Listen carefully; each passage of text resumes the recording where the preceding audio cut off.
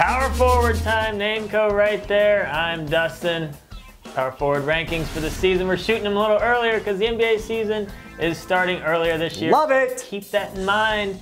You can't wait until mid-October anymore. You got to get your drafts done soon. So talking about those power forwards, but first I'm going to talk about them Fanduel Daily Leagues. Absolutely love Fanduel. Go ahead, click on the link below, sign up, deposit $10. You're going to get a free subscription to Playboy Online, which is awesome, obviously, and entry into one of their football contests. But sign up, deposit some cash.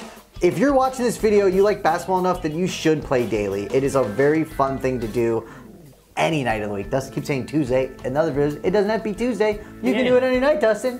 Jeez. Jeez. All right, let's talk about Tier 1. The Greek Freak.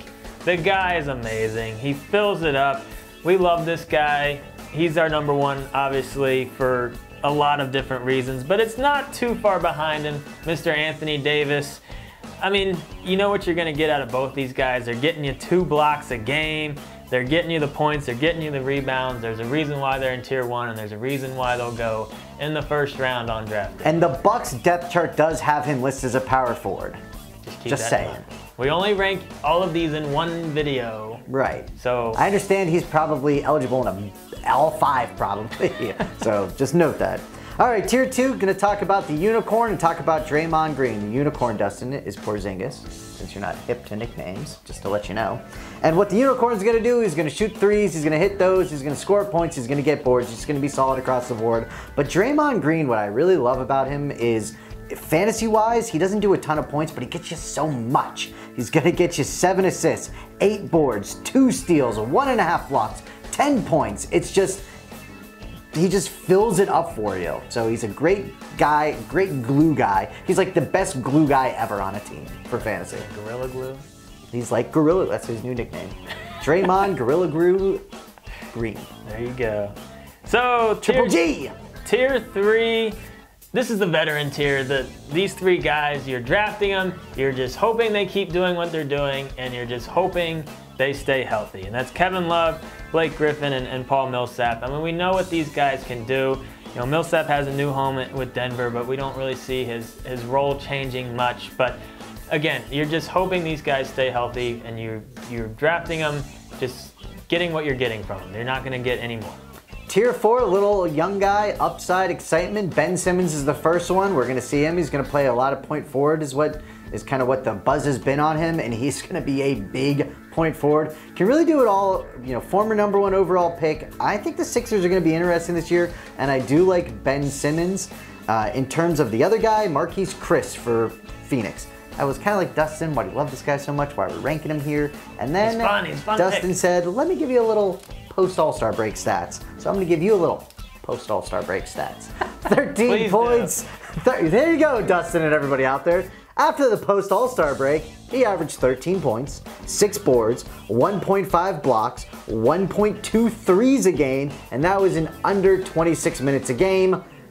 He's gonna be getting probably some more run this year. He's definitely one of those interesting guys you can get him in like the mid or late mid rounds that has upside blow-up type potential. Maybe not super blow-up, but better. Good return on investment. He's exciting. I'd still take Ben Simmons over him though. Ben Simmons is gonna be nasty. There you go. Let's move into Tier 5. I got Dieng with Minnesota.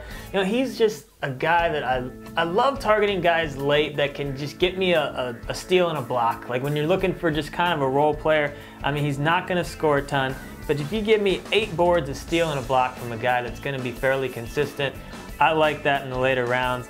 And then Ryan Anderson, another role player. He's not going to score a ton. My favorite stat with him, he averaged 13 points a game, but he had 3 threes a game. So you know what he's doing. He's chucking up threes, and that's what you draft him for. You're getting a role player 3 guy, and you know he's very good at what he does. Tier 6, I'm gonna highlight Jae Crowder, and as a Bullets fan, I have to hate him because we kind of rival with the Celtics, but he ain't on the Celtics anymore. He's on the Cavs, we kind of don't like as well. But the thing about him is we're not sure if he's gonna start. In my opinion, he should start at the 3, move LeBron to the 4, Kevin Love to the 5. That's how you're going to compete with Golden State this year, be able to spread the floor. I think that's a very interesting lineup. I think they'll end up figuring that out there for the Cavaliers. So he should have similar numbers that he had last year. And I do think he gets a lot of run. There's some, I've heard some other people say, well, he's going to get lost in there in the shuffle. I don't think it's going to happen. He's good at defense, and it just makes sense with that smaller lineup for the Cleveland Cavaliers for me. Labissiere is the guy I want to talk about with Sacramento. He's one of my favorite late round guys this year. Post All-Star break, only 22 minutes a game. He was averaging 11.6 boards. And I look at that depth chart and why wouldn't they give him more minutes? I think he'll do better than what he did post All-Star. And he's just one of those exciting guys. We don't know what his ceiling is yet. He could take huge strides this year. So great mid to late round gamble, I feel. Tier 8, talking about Jabari Parker, I just want you to know that he is not going to play probably until the All-Star break at best. So just note that when you're doing your drafts. The guy was a beast last year. He was a All-Star, 20 points a game, and he just looked like a stud. He was living up to his high draft status a few years ago. But just note, it's not till the All-Star game. So, and that's at best. If you have an IR spot, I think he's great as a late round stash kind of guy. Moving into Tier 9, I got some bonus for you out there with the Pacers. He was part of what they got in the Paul George trade, so obviously they like him for that reason.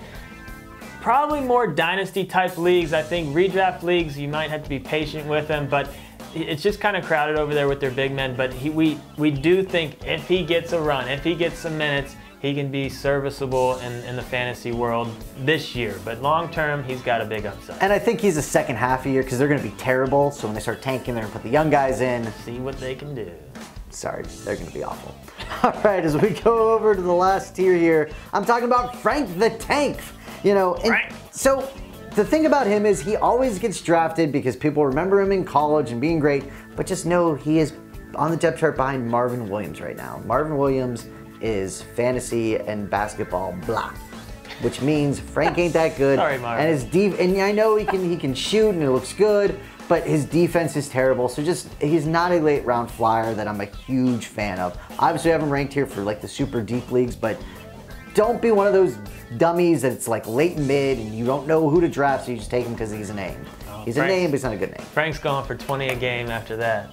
You know what? That's a very good point. You're welcome, Frank. I will take full credit for your amazing year this year. So there's our power forwards. Click on the link in the card here if you want to see our most updated rankings. We'll update them throughout the preseason. That was pretty good. Click on Fanduel, sign up, help us out. Our cheat sheet will be up on the site, so check that out as well. And subscribe to our channel, please. Basketball.